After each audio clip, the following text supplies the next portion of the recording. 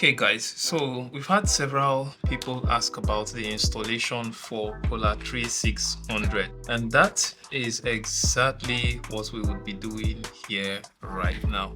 So this right here is one of our custom designs for the Polar 3600. This design is for a 4S1P configuration. Like we said in our previous videos, the Polar 3600 and the 3600 Plus can both be installed with 2, 3, and 4 of the 600 watts to up to 750 watt solar panels. So we would be expecting a total of around 200 volts for the panels that are varying around 50 volts per panel, since they would all be connected in series. Also, we'll be using a 6mm cable to be able to handle the amperage that will be coming from this panel, and from what you can see here, it's handling around 12 amp to 15 amp, and the 15 amp is the short circuit current. We'll also be making use of safety devices because these units are not immune to lightning attacks, so they can be attacked by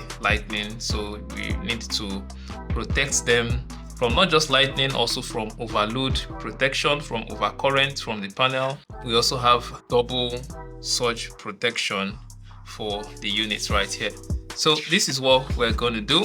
Here are the basic information on the Polar 3600. The battery chemistry is LiPo 4, that is lithium iron phosphate of the lithium ion battery family. That means the nominal voltage per cell is 3.2 volts. There is a BMS that is inbuilt into this system. The power rating is 3.6 kilowatt hour, that is that of the battery, and it's paired with a 1200 watt hour inverter, that is for the 3600. For the 3600 Plus, you'll be dealing with 2200 watt hour of inverter capacity. Charging source would be both the grid and the photovoltaic, which is the solar panels, and the charge cycle of the battery chemistry of this system is 8000 cycles.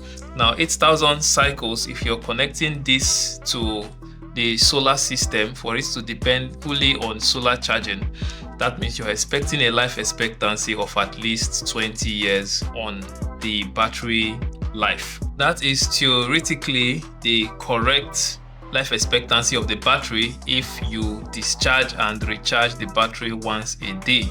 That is possible if you are relying only on solar. That means there is almost no scenario where you recharge more than once a day. So the sun comes up and tries to fill up the battery, and while it's filling up the battery, it's also supplying to the house. As soon as the sun is done charging the battery, it stops drawing from the battery and starts sending the power from the solar panel to power up the battery at the rate of at least less than 2400 watts per hour. That means the battery only gets to discharge at night when the sun is no longer running. So that gives us one charge cycle per day, and this can take you for up to 20 years.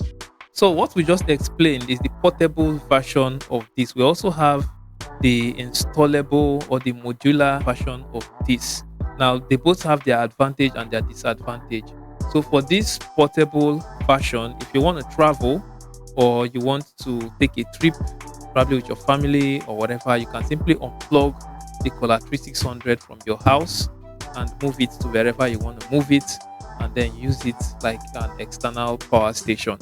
Now for the modular system, is different. The modular system, you can't move it, but the advantage is that you can increase the capacity with time. You can upgrade the inverter, you can increase the number of panels. Feel free to give us a call for any size of solar installation project, provided it is lithium based. We would give you a custom design suitable for the load you want to power, and we would also get the setup done in no time. I'm Justin. Bye bye.